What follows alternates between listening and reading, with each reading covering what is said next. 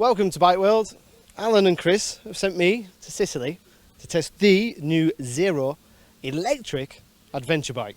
Yes, we've had electric scooters, we've had electric sports bikes, and now we're going adventure bike.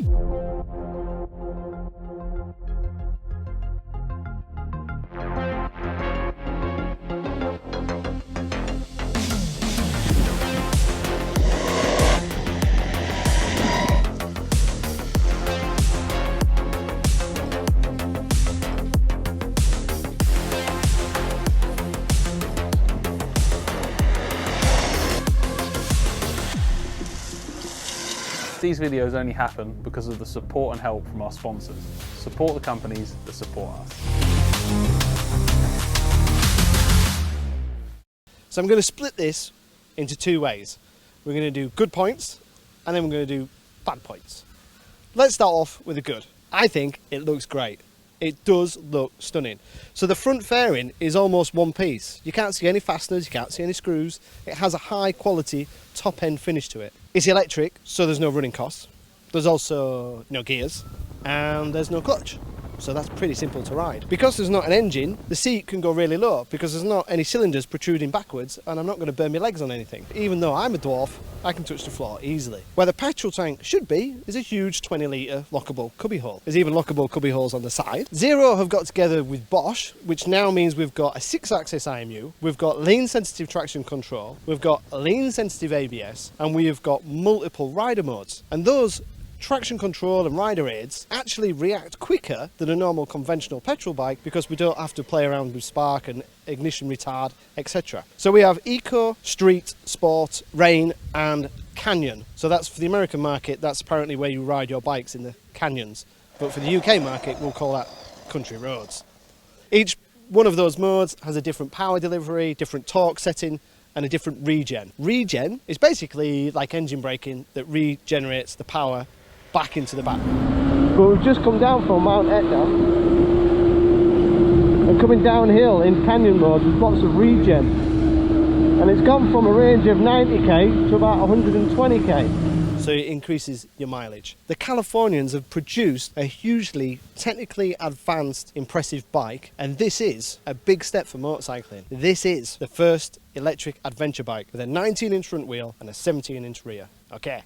So that feels like I'm going to get a Christmas card from Zero. Now, let's go to the awkward negative bits. Price, £24,150. That's right, £24,000. Which, okay, is a lot of money, but you're never going to have to put fuel in it. So in the long term, depending on how long you own the bike, could be a cost saving. Let's go to range. So they claim 290 kilometres at 185 miles range. But that's in the city, riding slowly.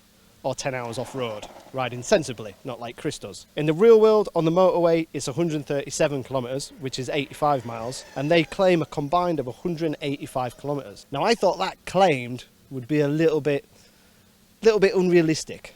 So I've reset the trip, we've ridden all day, I've rode fairly aggressively, lifting the front on a few occasions, which it'll do quite easily, and I was at 185. So the claim is exactly as how I rode it.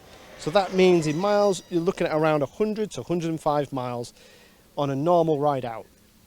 Now for some people, that's going to be fine, because you ride for 80, 90 miles, an hour and a half, maybe 2 hours, depending on your riding. You stop, you recharge it whilst you have your lunch and your breakfast, etc., whatever you're doing. And then you go again for another 80, 90 miles.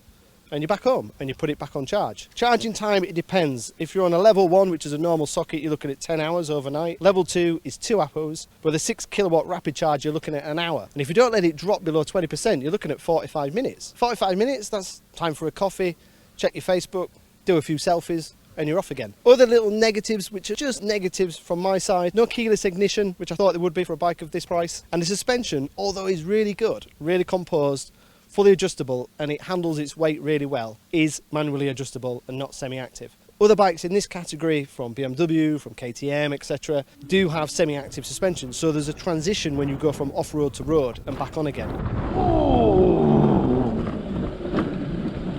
that was loud. When you ride this on road, it's impressive. It carries its weight really well, the weight is held really low, the brakes are strong, the regen's good. It does everything you want from an adventure bike. It's not going to be outclassed on the road by any other adventure bike. And in canyon mode, It's really quick. But then when you jump it off-road, you soon find the limitations. And when we give this to our tamed racing driver, the long-haired Chris, I'm going to be a little bit worried. They do spoked wheels, they do more off-road orientated rubber, but you're going to have to get the tools out. You're going to have to change the suspension if you're going to do something radical on this bike. But for inexperienced people, especially people who are new to off-road, it's actually quite easy because you've got no clutch, no gears, and every one of those modes has an off-road mode. So you've got off-road traction control in rain mode, or you've got off-road traction control in canyon mode, which makes it actually quite easy to ride. So the end decision of this bike is going to come down to the end user. Me here in Sicily in this beautiful weather, I'm hugely impressed by the technology. As the first adventure bike, the first electric adventure bike, what a massive step we've made for motorcycling. What a huge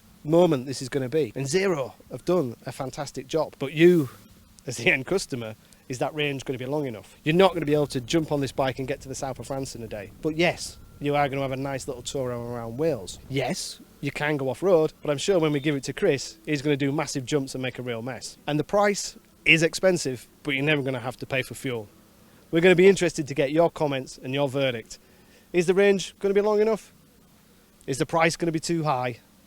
Only time will tell. But it definitely made me smile.